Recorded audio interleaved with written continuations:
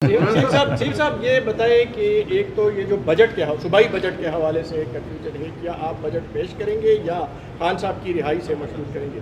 ایک اہم نقطہ مولانا صاحب نے یہاں پر ذکر کیا کہ اتفاق ہوا ہے دینی مدارس کی رجسٹریشن کے حوالے سے قانون سازی، کیا آپ صوبائی اسمبلی میں یہ بل لائیں گے اور قانون سازی کریں گے؟ دیکھیں، سب سے پہلے تو ہاں بالکل ہم قانون سازی کے لیے بل بھی لائیں گے اور انشاءاللہ اس کو سپورٹ بھی کریں گے۔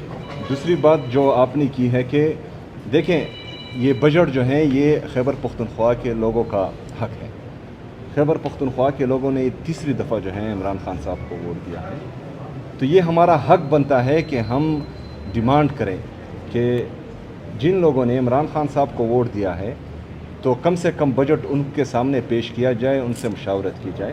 تو انشاءاللہ تعالیٰ یہ جو ہم نے بجٹ بنایا ہے عمران خان صاحب کے ویژن کے مطابق، تو ہم یہ بھرپور ڈیمانڈ پہلے بھی کرتے آ رہے ہیں اور اس کے بعد بھی کریں گے کہ ہم عمران خان صاحب کے سامنے یہ پیش کریں گے۔ صاحب یہ بتائیں کہ مسلسل اسمبلی کا اجلاس ملتوی کیا جا رہا ہے اور بجٹ بھی تقریباً 12 سے 15 کو ہو گیا ہے، تو تاثر یہ دیا جا رہا ہے کہ جو آپ کے ناراض ارکان کا گروپ ہے اس کی وجہ سے یہ ڈیلنگ ہو رہا ہے، تعطل کا شکار ہو رہا ہے۔ دیکھیں، آپ یہ 15 تک چلے گئے 15 تک چلے گئے آپ۔ یہ ہم جب چھوٹے تھے اور ہمارے والد صاحب باہر دنیا میں ہوتے تھے تو ہم یہاں سے کال کرتے تھے اور تھوڑا سا ناراضگی کا اظہار کرتے تھے، کیونکہ ہمیں پتہ ہوتا تھا کہ وہ جب واپس آئیں گے اور تھوڑی ناراضگی کا اظہار کریں گے تو اپنے ساتھ کچھ لائیں گے۔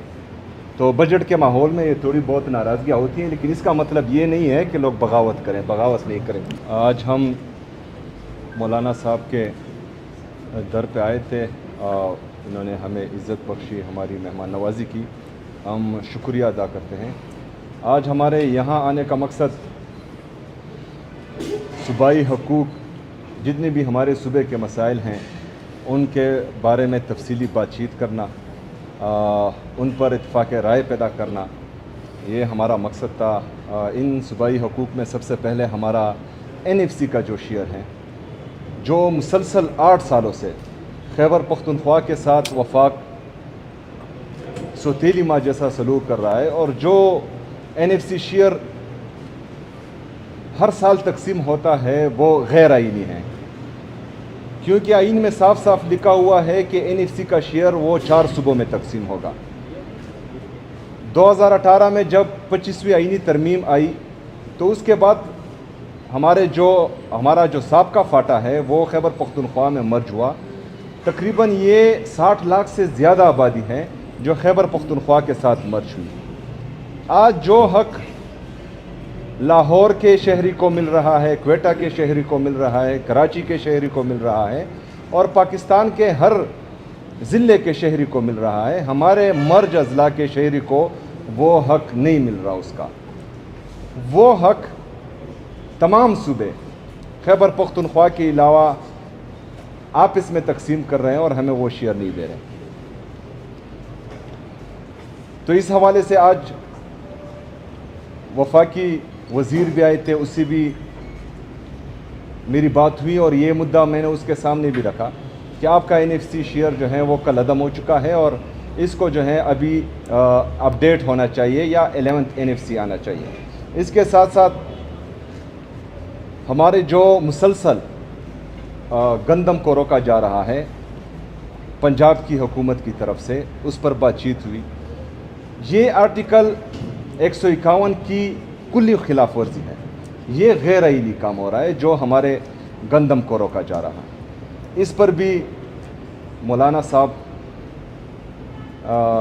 کے ساتھ ہماری اتفاق رائے ہوئی ہے کہ یہ نہیں ہونا چاہیے اور اس کے خلاف جو ہے ہم مشترکہ آواز اٹھائیں گے انشاءاللہ تعالی۔ دوسرا جو گیس کی بندش ہے، آرٹیکل 158 آئین کا وہ صاف صاف کہتا ہے کہ جو صوبہ بھی گیس پروڈیوس کرتا ہے اس صوبے کا حق ہے کہ وہ یہ گیس پہلے خود استعمال کرے، جب اس سے اضافی ہو تو وہ باقی پاکستان میں دیں۔ ہمارا صوبہ 500 MMCFD گیس پروڈیوس کرتا ہے اور ہماری کنزمپشن صرف جو ہے 150 MMCFD ہے، باقی جو 350 MMCFD ہے یہ پورے پاکستان میں ہم دے رہے ہیں۔ لیکن وفاق کی طرف سے گیس کی بندش یہ خیبر پختونخوا کے ساتھ سوتیلی ماں جیسا سلوک ہے جو مسلسل ہو رہا ہے۔ اس پر بھی ہماری اتفاق رائے ہوئی ہے. باقی جو ہمارے قبائلی اضلاع کے مسائل ہیں ان پر بھی ہماری تفصیلی بات چیت ہوئی، لیکن میں آگے چاہتا ہوں کہ مولانا صاحب جو ہیں اس کو آگے لے کر جائیں اور بات کریں. جی مولانا صاحب.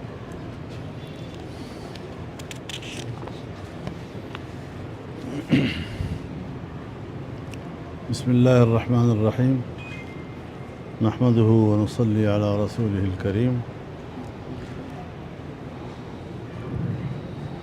سب سے پہلے تو میں ایک بار پھر جناب وزیر اعلیٰ صاحب کا اور ان کے وفد کا خیر مقدم کرتا ہوں اور شکر گزار ہوں کہ انہوں نے ہمارے جمعیت کے اس مرکز کو عزت بخشی.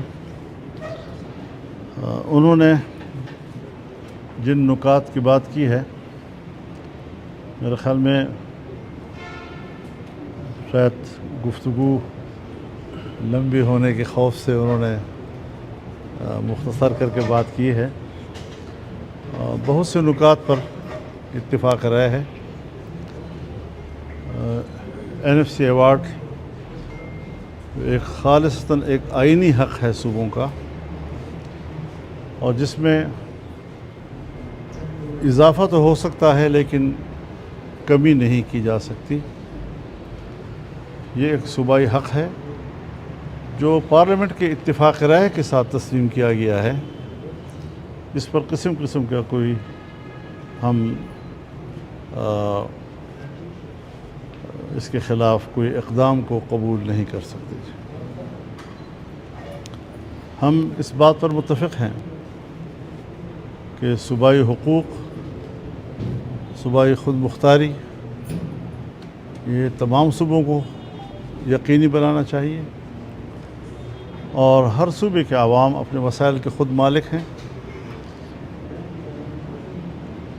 کوئی وفاق یا وفاق کے کسی سطح کا کوئی طاقتور ادارہ وہ صوبے کے عوام کے وسائل پر قبضہ کرنے، اس کو اپنے قبضے میں لینے اور صوبے کے عوام کو اس کے مفادات سے محروم کرنے کی اجازت نہیں دی جا سکتی. اس پر ہمارا اتفاق ہے، اور میں توقع رکھتا ہوں کہ خیبر پختونخوا کی صوبائی حکومت وہ صوبے کے اس حق کے لیے اپنا بھرپور آئینی کردار ادا کرے گی. صوبے کا امن و امان کا مسئلہ ہے، اس میں کوئی شک نہیں ہے کہ ہمارے صوبے کے امن و امان کی صورتحال بہت ہی مخدوش ہے. خاص طور پر جنوبی اضلاع میں جیسے حکومتی ریٹ تک ختم ہو گئی ہو، اور عام آدمی وہ مسلح گروہوں کے رحم و کرم پر ہے.